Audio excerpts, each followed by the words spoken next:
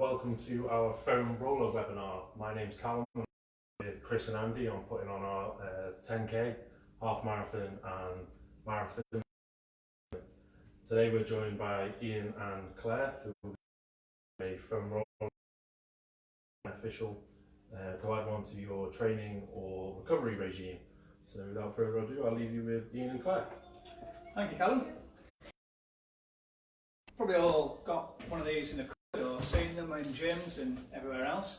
So the main thing I wanted to just quickly discuss, anyway, it's not as good, but it's an effective way that you could do at home.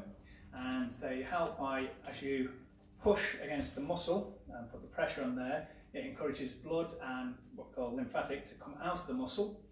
So that helps with drainage and taking any of the byproducts off individual muscles and a system called fascia, and reducing adhesions between the two so the muscles can slide backwards and forwards across each other a lot easier.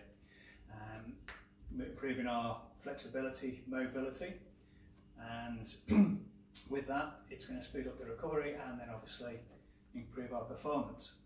So quickly wanted to go on to a few do's and don'ts with the foam roller to start off with. So you don't want to foam roll any parts of the body, so if you've come off your... Okay, I think we've come back. We had a little problem with the Wi-Fi there, just dropped us out and we should be now back in. So I think we were up to just discussing different types of foam roller. So probably most people will have seen one of the plastic drain pipey ones with a foam surface covering the top. You can have a rather smoother type or a rather knobbly one. I personally prefer to go to the smoother one. It is less painful, and you can also have more of the older types, which is these foam ones. These are a lot softer. One of the problems with these is they do lose their shape over time. Going back to why you would use the knobbly ones over this, a lot of people perceive foam rolling to be very painful. And if it is that painful, then it's potentially getting our muscles to fight against us. So we want to gauge it so it feels a comfortably good pain, like a good stretch.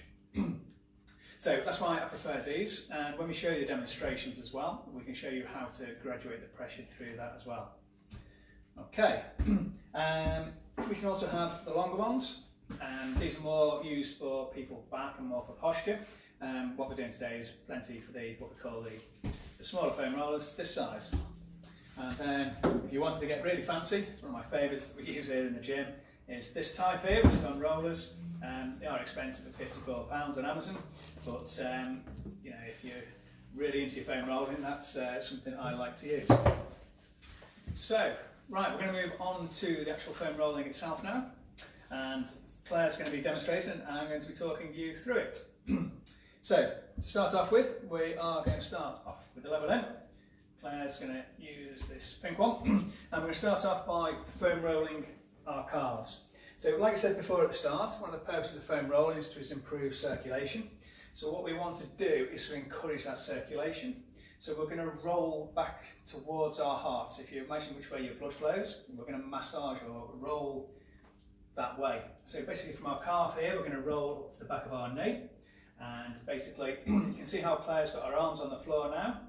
So what she's going to do is she's going to lift herself up off the floor and feel how much pressure is through there. Again, we want to have a comfortably hard pressure, and Claire's then just going to roll slowly towards me, and then she's going to slowly come forward, and if she feels a tender spot, she's going to stop on that, and then she's just going to slowly relax, breathing in and out, and that pain or discomfort should disappear as the muscle relaxes around it. And once that's gone, she would then continue to roll until she finds the next tender spot.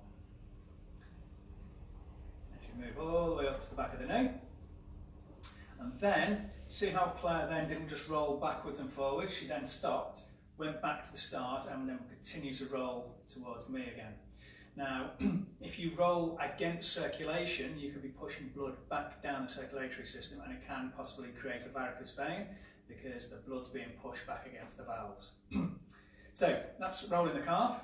We're next going to move on to our hamstring, which starts from the back of the knee and goes up towards our bum. And we're going to apply the same principle here. Claire's going to lift herself up. And some people might not have very sensitive hamstrings, but we roll in the same way. And it's going to roll towards me. And then if she finds any tender spots, stop on them, let it relax, and then continue to roll. And then when she gets to the top, she goes back to the start. And you can show it this time, Claire, so you're back to do the hamstring again.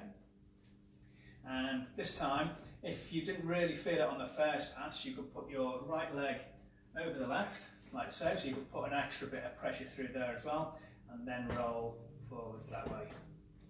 A bit more pressure on the upper arms, but again, we want to get that comfortably pressured feeling rather than this absolute pain, which most of us would experience if you've ever done your IT bands, if you're not doing it properly. So next up, we're going to go on to our glutes. So we're going to stretch off our glutes to the top here.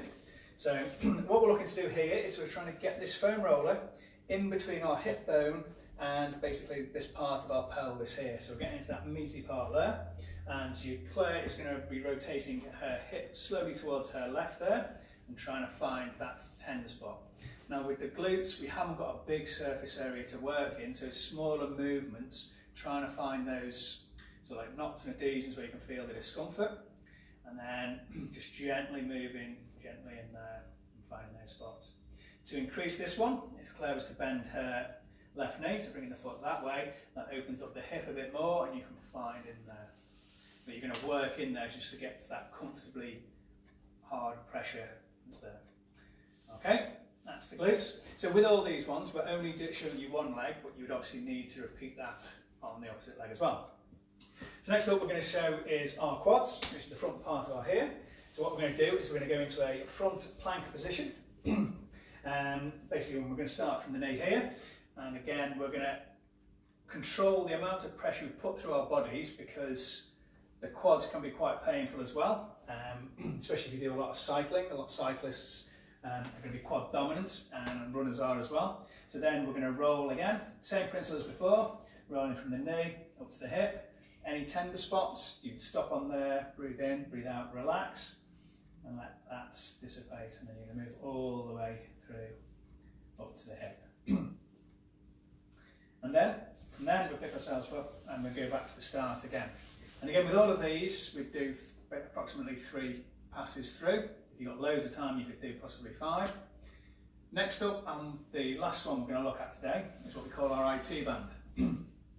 So there's a bit of controversy over whether to foam roll the IT band or not, and the theory behind it is that if you were to take the IT band, which is a big band of fascia that runs down from your thigh to your knee, is that because it's a big band of fascia, they've actually taken this out of a cadaver and hung, I think it was 100 kilogram weight on it overnight, and they came back the next day and there's about a 2 to 3 mil change in length.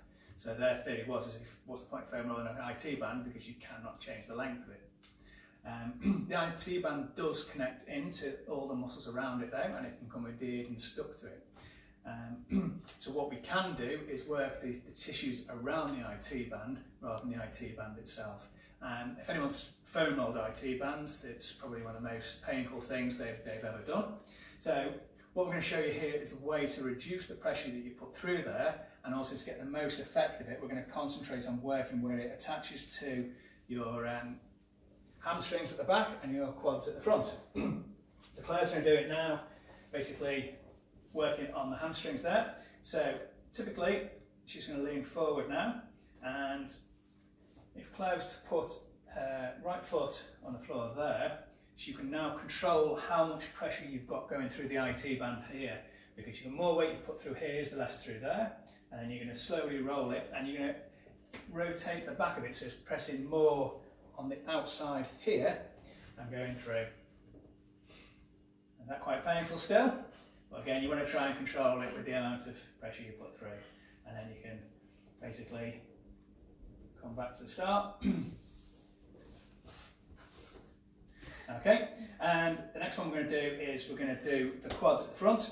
So if Claire was to go over onto front plank position now, and it's a similar start position to where you were with the quads. So if you're into that position with the quads there, and now what you'll see is from this position here, Claire's going to rotate that leg slightly there, and she's going to bring that leg up and put that to support on the side there, and now she's going to roll back this way. So using this other leg, you can control how much pressure you put through there, because you want to get to that comfortably hard position. Okay? And once you go to the top, you go back to the start. And you repeat. So there's basically areas that we've looked at. What me and Claire are going to do as well is over the next couple of days and over the next week, we're going to post up, is we're going to go through and do individual videos for each one of those that we're going to put up, and Chester Marathon are going to share it on Facebook as well. So if you just wanted to know how to do your IT band, there'll be a video just specifically on the IT band and go into more detail on that specific area as well. So you wouldn't have to go back and search through this for 15 minutes trying to work out just the one bit that you wanted. Okay, so we've got a couple of minutes left.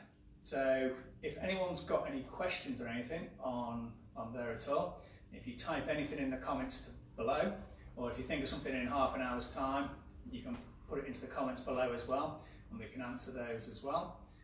And Chester Marathon are going to publish this as well, so if you want to see it in half an hour's time, or whatever the Facebook delay is before it actually becomes published, it will be staying on their Facebook page as well.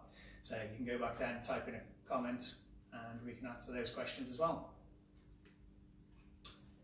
Okay, thank you very much, and hopefully see you next time.